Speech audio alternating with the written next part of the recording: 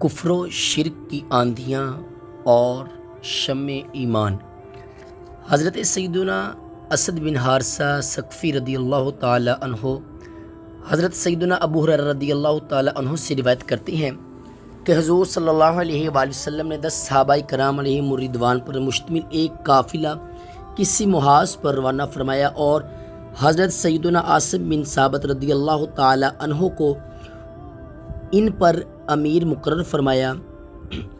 جب یہ حضرات اصفہان اور مکہ مکرمہ کے درمیان واقع ایک وادی میں پہنچے تو قبیلہ حذیل کے کچھ لوگوں کو ان کی خبر ملی، لہٰذا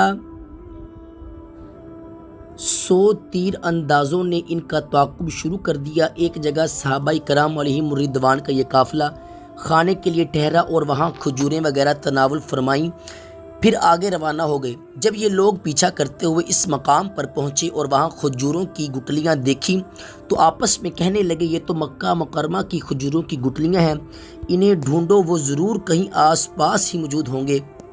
جب حضرت سیدنا عاصم بن ثابت رضی اللہ تعالی عنہ نے محسوس فرمایا کہ ہمارا پیچھا کیا جا رہا ہے تو آپ رضی اللہ تعالی عنہ تمام صحابہ کرام علیہم الرضوان کو لے کر ایک میدان میں آ گئے۔ جیسے یہ میدان میں آئے تو دشمنوں نے انہیں گھیر لیا اور کہا، تم سب اپنے آپ کو ہمارے حوالے کر دو، ہم وعدہ کرتے ہیں کہ تمہیں قتل نہیں کریں گے۔ حضرت سیدنا عاصم بن ثابت رضی اللہ تعالی عنہ نے اپنے آپ کو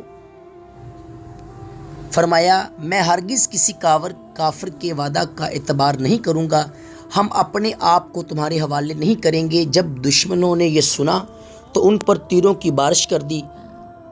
حضرت سیدنا عاصم رضی اللہ تعالی عنہ نے اللہ عز و جل کی بارگاہ میں دعا کے لیے ہاتھ اٹھا دیے اور عرض کی، اے میرے پروردگار عز و جل، ہماری اس حالت کی خبر رسول اللہ صلی اللہ علیہ وآلہ وسلم کو پہنچا دے۔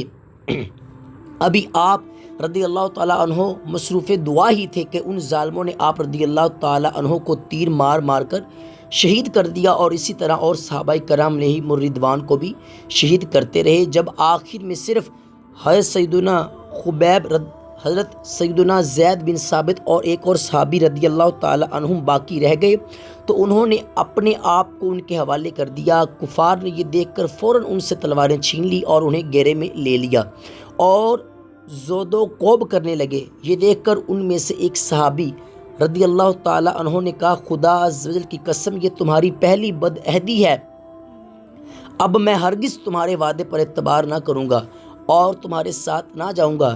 یہ سن کر کفار نے انہیں گھسیٹنا شروع کر دیا، انہوں نے مزاحمت کی اور ان کے ساتھ جانے سے انکار کیا تو ظالموں نے انہیں بھی شہید کر دیا۔ پھر وہ حضرت سیدنا خبیب اور حضرت سیدنا زید بن ثابت رضی اللہ تعالی عنہما کو مکہ مکرمہ لے گئے اور انہیں وہاں فروخت کر دیا۔ یہ واقعہ غزوہ بدر کے بعد پیش آیا۔ غزوہ بدر میں حضرت سیدنا خبیب رضی اللہ تعالی عنہ نے حارث بن عامر کو قتل کیا تھا، چنانچہ بنو حارث نے آپ رضی اللہ تعالی عنہ کو خرید لیا اور آپ رضی اللہ تعالی عنہ کو شہید کرنے کے لیے ایک دن مقرر کیا تاکہ آپ رضی اللہ تعالی عنہ کو شہید کر کے حارث بن عامر کے قتل کا بدلہ لے سکیں۔ پھر آپ رضی اللہ تعالی عنہ کو قید میں ڈال دیا گیا۔ ایک دن آپ رضی اللہ تعالی عنہ نے حارث کی لڑکی سے اس طرح مانگا تاکہ بال وغیرہ کاٹنے کے لیے اسے تیز کریں، لیکن لڑکی نے اس طرح دے دیا۔ تھوڑی دیر بعد اس لڑکی کا ایک چھوٹا سا بچہ آپ رضی اللہ تعالی عنہ کے پاس آیا اور آپ رضی اللہ تعالی عنہ کی گود میں بیٹھ گیا۔ اس لڑکی کو یہ بات معلوم نہ تھی۔ جب وہ دوبارہ اس طرف آئی اور اس نے دیکھا کہ آپ رضی اللہ تعالی عنہ کے ہاتھ میں استرا ہے اور بچہ آپ رضی اللہ تعالی عنہ کی گود میں بیٹھا ہوا ہے تو وہ بہت خوفزدہ ہوئی کہ کہیں یہ میرے بچے کو قتل نہ کر دیں۔ جب آپ رضی اللہ تعالی عنہ نے اسے خوفزدہ دیکھا تو فرمایا، کیا تو اس بات سے خوف زدہ ہے کہ میں اسے قتل کر دوں گا؟ اس نے کہا، ہاں۔ آپ رضی اللہ تعالی عنہ نے فرمایا، خدا عز و جل کی قسم، میں ہرگز ایسا نہیں کروں گا۔ پھر آپ رضی اللہ تعالی عنہ نے بچے کو اس کی طرف بھیج دیا۔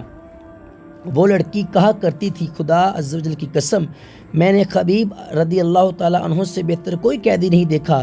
میں نے ایک دن دیکھا حضرت سیدنا خبیب رضی اللہ تعالیٰ عنہ کے ہاتھ میں انگور کا ایک خوشہ تھا اور آپ رضی اللہ تعالیٰ عنہ اس میں سے تناول فرما رہے تھے، حالانکہ ان دنوں مکہ مکرمہ میں کہیں بھی انگور نہ تھے۔ یہ رزق اللہ تعالیٰ نے انہیں عطا فرمایا تھا۔ اللہ تعالیٰ نے اپنے نیک بندوں کو ایسی جگہ سے رزق عطا فرماتا ہے کہ جہاں کا وہم و گمان بھی نہیں ہوتا۔ جب حضرت سیدنا خبیب رضی اللہ تعالیٰ عنہ کو شہید کرنے کے لیے حدود حرم سے باہر لایا گیا تو اس مرد مجاہد کو کفار مکہ نے چاروں طرف سے گھیر لیا اور تماشائی بن کر ایک سچے عاشق رسول اور رب العالمین کے وحدانیت کا اعلی اعلان اظہار کرنے والے مرد مومن کے گرد جمع ہو گئے۔ آپ رضی اللہ تعالیٰ عنہ بالکل نہ گھبرائے اور آپ رضی اللہ تعالیٰ عنہ کے پایا استقلال میں ذرہ برابر بھی کمی نہ آئی، بلکہ آپ رضی اللہ تعالیٰ عنہ کے دل میں جلتی ہوئی ایمان کی شمع مزید روشن ہو گئی اور آپ رضی اللہ تعالیٰ عنہ نے ان کفار بد اعتبار سے فرمایا، مجھے 2 رکعت ادا کر لینے دو تاکہ میں اپنے اس رب حقیقی عز و جل کی بارگاہ میں آخری بار سجدہ ریز ہو سکوں جس کے نام پر مجھے شہادت مل رہی ہے۔ انہوں نے اجازت دے دی اور آپ رضی اللہ تعالیٰ عنہ نے بیڑیاں کھول دیں اور آپ کی بیڑیاں کھول دی۔ آپ رضی اللہ تعالیٰ عنہ نے قبلہ رو ہو کر نماز شروع فرما دی۔ آپ رضی اللہ تعالیٰ عنہ نے بڑے اطمینان سے نماز ادا کی، پھر کفار سے مخاطب ہو کر ارشاد فرمایا، اگر مجھے اس بات کا احساس نہ ہوتا کہ میری طویل نماز سے شاید تم یہ سمجھنے لگو کہ میں موت کے خوف سے نماز طویل کر رہا ہوں تو میں بہت خشوع و خضوع سے نماز پڑھتا اور اپنے رب عز و جل کی بارگاہ میں خوب طویل سجدے کرتا۔ پھر ان ظالموں نے آپ رضی اللہ تعالیٰ عنہ کو کھجوروں کے ایک تنے کے ساتھ باندھ دیا۔ آپ رضی اللہ تعالیٰ عنہ نے حضور صلی اللہ علیہ وسلم کی بارگاہ بے کس پناہ میں استغاثہ پیش کیا اور یا محمد صلی اللہ علیہ وسلم، یا محمد صلی اللہ علیہ وسلم کی صدائیں بلند کی۔ پھر اللہ عز و جل کی بارگاہ میں اس طرح دعا کی، اے پروردگار عز و جل، تو ان سب کو چن چن کر تباہ و برباد کر دے اور ان میں سے کسی کو بھی باقی نہ رکھ۔ اس کے بعد ابو سرع بن عقبہ بن حارث آگے بڑھا اور اس ظالم نے ایک سچے عاشق رسول کو بڑی ہی بے دردی سے شہید کر دیا۔ اللہ عز و جل کی ان پر رحمت ہو اور ان کے صدقے ہماری مغفرت ہو۔ غلامان محمد جان دینے سے نہیں ڈرتے، یہ سر کٹ جائے یا رہ جائے کچھ پرواہ نہیں کرتے۔